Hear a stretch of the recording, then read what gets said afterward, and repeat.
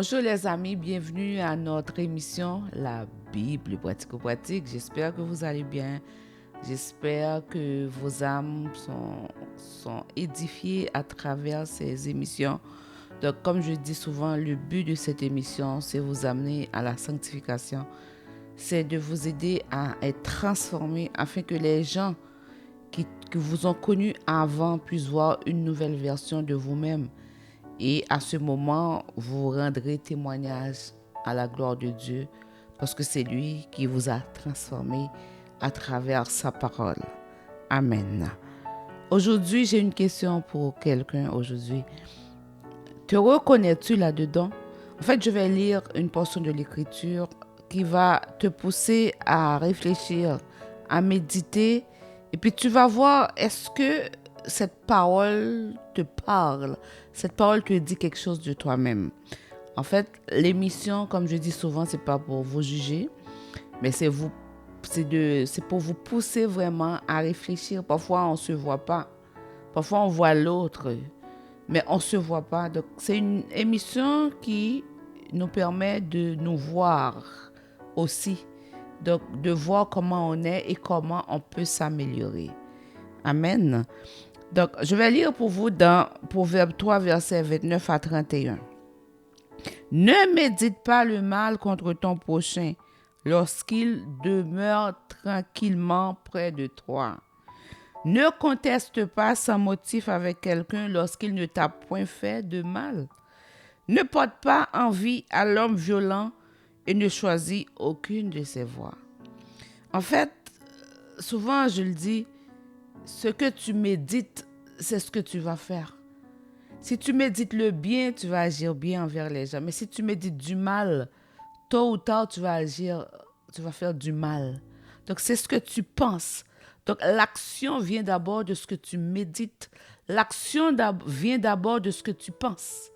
Et quand tu médites quelque chose, soit tu vas agir de cette façon ou tu vas parler de cette façon.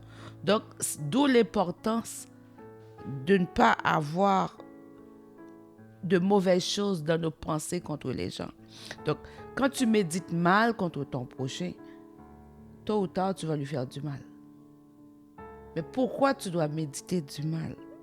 La parole dit, la deuxième phrase dit, lorsqu'il demeure tranquillement près de toi. Est-ce que ça t'arrive que tu arrives et puis tu commences à faire du mal à une personne, à parler mal d'une personne qui t'a rien fait? C'est juste que tu commences à penser mal de la personne et tu fais du mal. Si ça t'arrive, mon ami, c'est parce que tu as des blessures dans l'âme. Quand tu as des blessures dans l'âme, ça va te pousser à penser mal des gens parce qu'il y a un mal en toi. Donc, le mal qui est en toi, tu vas le projeter sur les autres personnes. Tu vas vivre dans la peur. Tu vas tellement avoir peur que tu vas vouloir te protéger. Tu vas essayer de te défendre pour quelque chose qui n'existe même pas. Parce que dans ton âme, tu as des blessures. Dans ton âme, il y a la peur. Et à ce moment, ce que tu vas reprocher à l'autre qui n'a rien fait, qui n'a même pas l'intention de te faire du mal, donc c'est toi qui vas faire le mal. Donc ce que tu as peur qui arrive à toi, bien entendu, c'est ce que tu vas faire à l'autre. D'où l'importance de ne pas méditer du mal contre ton prochain. Ne conteste pas sans motif avec quelqu'un qui ne t'a point fait de mal. Parfois, tu peux arriver, tu accuses la personne. Tu veux mettre des paroles dans la bouche de la personne qui n'a même pas l'intention de te faire du mal. C'est comme si tu veux être sécurisé. Tu veux être sûr qu'on ne pense rien de mal de toi. Mais ce n'est pas la bonne façon d'agir. Ce n'est pas la bonne façon d'agir. Quand tu fais ça, tu vas susciter des querelles pour rien. Quand tu fais ça, tu vas susciter la chicane pour rien, pour quelque chose qui n'existe pas. Mais si ça t'arrive, encore une fois, tu as besoin d'être guéri. Ton âme a besoin d'être restaurée. Ne porte pas envie à l'homme violent et ne choisis aucune de ses voies. Quand tu vois les gens qui font du mal, ignore-les. Ne fais pas du mal comme eux non plus. Comme j'avais dit dans une émission précédente, si tu fais du mal, si tu reproches à quelqu'un qui fait du mal et que tu reproduis le mal pour te venger, tu deviens comme cette personne. Alors que tu devrais être une lumière pour éclairer cette personne. Tu devrais être quelqu'un qui va influencer cette personne dans la bonne voie. Mais malheureusement, tu te laisses influencer. Donc, tout ça peut arriver si l'âme est souffrante, si l'âme est blessée.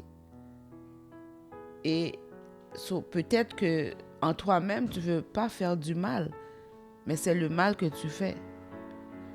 La solution pour toi aujourd'hui, c'est vraiment d'aller chercher ta guérison. La guérison, tu ne peux pas l'avoir si tu ne pardonnes pas. Tu ne peux pas l'avoir si tu n'aimes pas les gens. Tu ne peux pas l'avoir si tu veux faire du mal. Si tu veux te venger, tu ne peux pas être guéri.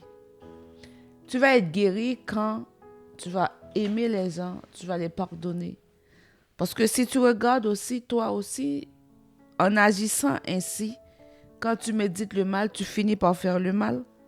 Quand tu commences à chicaner des gens qui ne t'ont rien fait parce que tu as peur, parce que toi-même tu es blessé, tu es en train de faire du mal aux autres aussi. Donc, pour te dire, ce n'est pas la bonne façon d'agir. Tu peux agir bien. Tu peux méditer le bien. Mais ton âme a besoin d'être guérie. Pour que ton âme soit guérie, comme je dis, tu as besoin de pardonner. Et c'est une décision. Ce n'est pas quelque chose qui va arriver. Ce n'est pas par tes émotions que tu vas être guéri. C'est quand tu vas décider de pardonner, tu vas être guéri. Tant aussi longtemps que tu ne pardonnes pas, tu as un poison violent en toi qui est en train de te dévorer. Et la souffrance que tu vas ressentir dans l'âme, c'est ce que tu vas projeter aux gens. Et c'est pour cela que tu vas faire aussi du mal.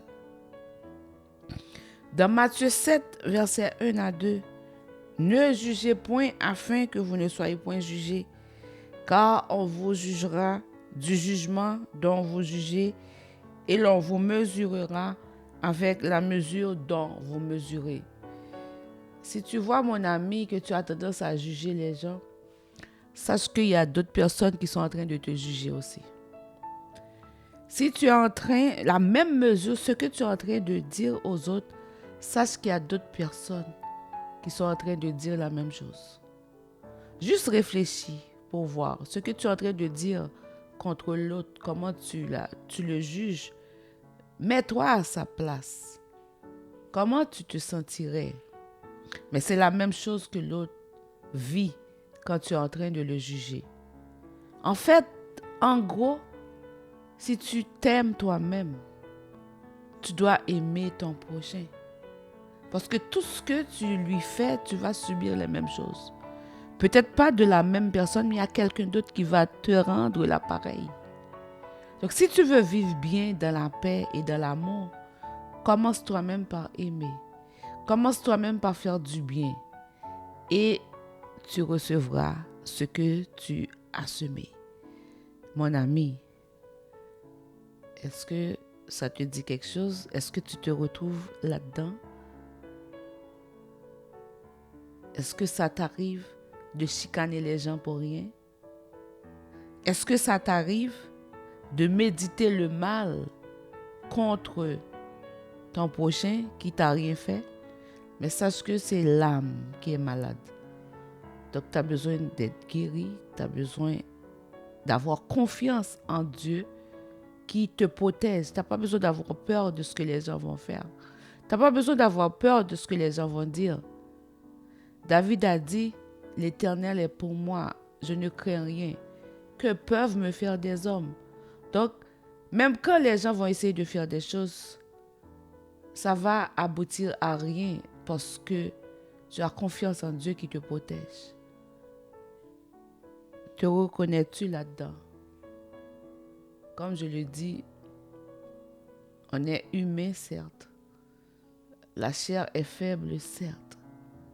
mais l'esprit est aussi bien disposé. Si on veut faire du bien, c'est un choix. Parce que le mal tourne autour de nous. Notre nature même a été contaminée par le péché. Ça prend certes un effort, mais si tu décides, tu vas y arriver. Commence par t'aimer toi-même et regarder l'autre à travers toi. Et c'est comme ça. Quand tu vas voir l'autre, tu vas méditer du bien. Ton âme va être pure, ton cœur va être pur et ça va dégager l'odeur de l'amour, le vrai amour, l'amour qui fait du bien, l'amour qui protège. Cet amour pur que Dieu a pour nous en fait. En aimant ainsi, c'est comme ça nous allons vraiment ressembler à Dieu parce que nous allons aimer sans attendre un retour. Nous allons aimer parce que nous aussi nous avons de l'amour en nous. Est-ce que cela te dit quelque chose? Si cela te dit quelque chose, ne pars pas avec un sentiment de culpabilité. Ce n'est pas ça le but de l'émission. Mais c'est de te pousser à réfléchir afin de méditer du bien pour ne pas commettre du mal. Que Dieu te bénisse. À la prochaine. Dans le prochain épisode de la Bible pratico-pratique. Je veux dire à quelqu'un qui avait une bonne conduite, qui aimait Dieu, qui avait la foi et qui à un moment donné a fait un détour et est allé dans beaucoup de choses, dans le péché. Ce cœur du Père, qui est Dieu, le Dieu d'amour, t'attend encore. Tu peux revenir à la maison.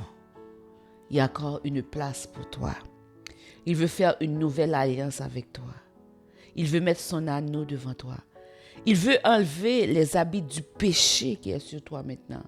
Il veut t'habiller avec un nouveau manteau, un manteau de gloire. Et si tu ferais juste ta part, mon ami,